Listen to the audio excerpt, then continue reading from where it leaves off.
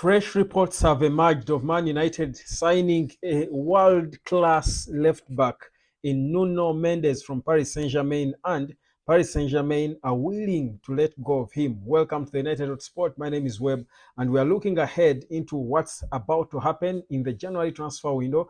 That's less than a week away, just a couple of days away, and Man United is already making moves. My name is Webb. Like, share, and subscribe as we do get into this. Now, there is a new report that has just come through from Florian Plettenberg, who is a very credible source, claiming that Manchester United have already tabled a bid even before the January transfer window officially opens.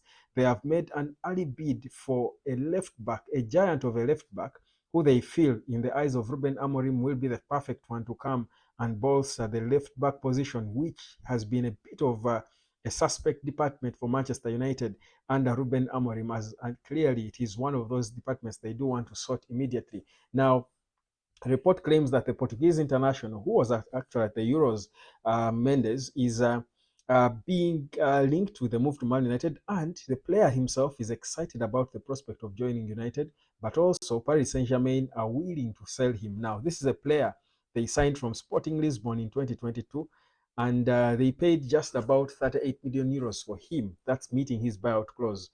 But apparently, right now, PSG would price him at about 70 million euros or about 58 million pounds, which, if you ask me, would be a bit on the higher side for a player that PSG are not exactly so interested in. And they only signed for 38 million euros. He's got 2 years left on his contract. I feel like that would be a bit on the higher side, especially for Man United and their woes with financial fair play man. But the just in it for me, and I won't sit here and start praising him. Of course, he's been considered world class, and well, I think I'm at that point where I'm no longer quickly excited by Man United prospects, because players join Man United when they are world class, but somehow they fall off so badly in a few months after joining United. But I do want to keep my hopes high that the next players will sign will certainly maintain their levels. But here's the thing. So for me, the beauty about this report is the fact that we are beginning to look at solutions now, looking at players who could really bring in, because we're talking of a player who has played before with Ruben Amorim. Now, whether that is a good thing, because we've been here before, where we saw Eric Ten Hag getting players or reuniting with players he worked with before at Ajax. Then later he was sacked, and now we want to perhaps get rid of some of them. And again, it's again becoming sort of a reunion of player and coach. When we bring in a new coach, then you want to reunite them with their players. But you think about it and you think, and you say, I mean, with Ruben Amorim's formation, everyone wants to play with people they know. It's better the devil you know than the angel you don't. And with Ruben Amorim's unique style of playing in terms of his system, I think it even makes more sense for him to trust players he has worked with before, especially in key positions like the being a part of the back three. So I don't think it's extremely shocking. I don't think it's utter shock, but it's a developing story that we shall continue to monitor and see. But this guy is huge. He's tall. He's about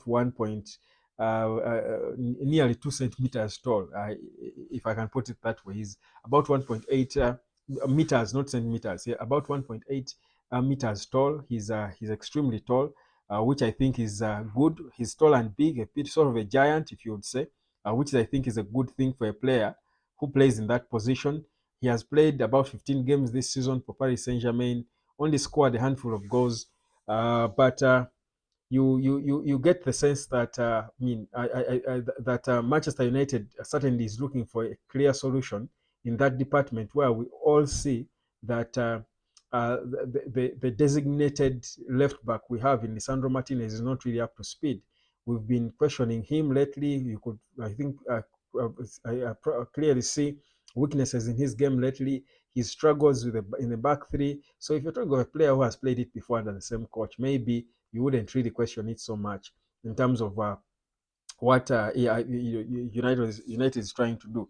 But the key issue then would be is where the money will come from, because if we do talk about the financial fair play rules that Man United has been having to work under and endure, we've already signed a young kid, that's a 17-year-old boy from Cerro Porteño, that is the Paraguay a youngster. So you also a left back, of course, is one for the future, and you cannot really bank on him and what much he can bring to the team because he's only a kid. But you get a sense that if you're working limited resources, not so much money to spend, you will not really go into so many marquee players. So we certainly don't expect Man United to sign so many marquee players, but I think the left back department, with Malaysia now being dropped out of the squad, probably has failed the audition for Ruben Amorim. Luke Shaw never fit; he's not there. Lisandro Martinez suspect. I think for me, I think I must have said it here before that I think it wouldn't shock me if the left back department is one where we sign a marquee player.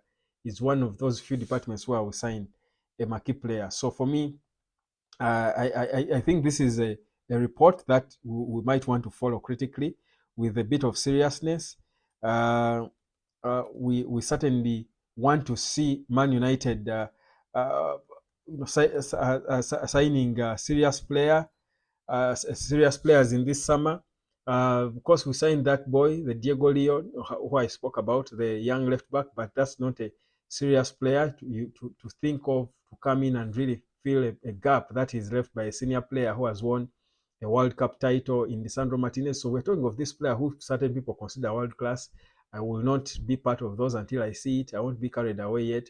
But I sort of feel that for me, it's a critical move that Amorim would certainly want to work on. I've been watching Ruben Amorim's pre-match press conference before our next game, and you're seeing an angry guy. He's beginning to get fed up of the press and the questions they ask. He's beginning to give blunt answers. You know, you can tell when someone is tired of asking questions, being asked questions. A little where Mikel Arteta has been for quite some time now, when he's asked in certain press conferences, especially answering questions just for the sake of it, but clearly he has no interest. I'm seeing Ruben Amorim getting to that point, so you can clearly see that the pressure is mounting, and it's around. I think it's high time he started signing players who are going to try and get him the results and ease the pressure because things are extremely difficult. He was asked what he would demand of Man United supporters, and clearly he had nothing to say. He says, "I have nothing to ask them. They've done everything. It's me to give them. I should be getting results." So it's I think he's beginning to get into that place where the pressure is mounting. And for me, if the solutions are being looked at, the transfer window is around the corner. One more game and we are in for the January transfer window. That's the game against Newcastle on the 30th. For me, I feel like we are beginning to move, and I like the fact that Ruben Amorim doesn't seem to have a lot of time in terms of being slow to make decisions and make things happen.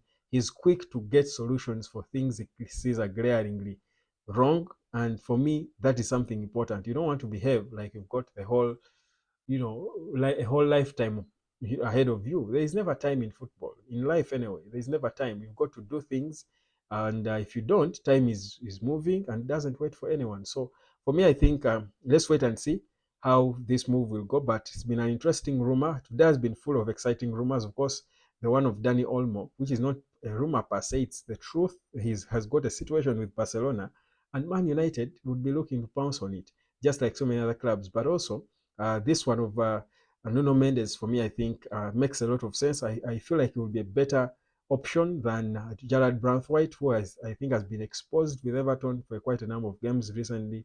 So I think, and he's also perhaps can be cheaper. I think Man United can get him for less than 35 million pounds or 30 million, whereas they are reporting 58 and thereabout.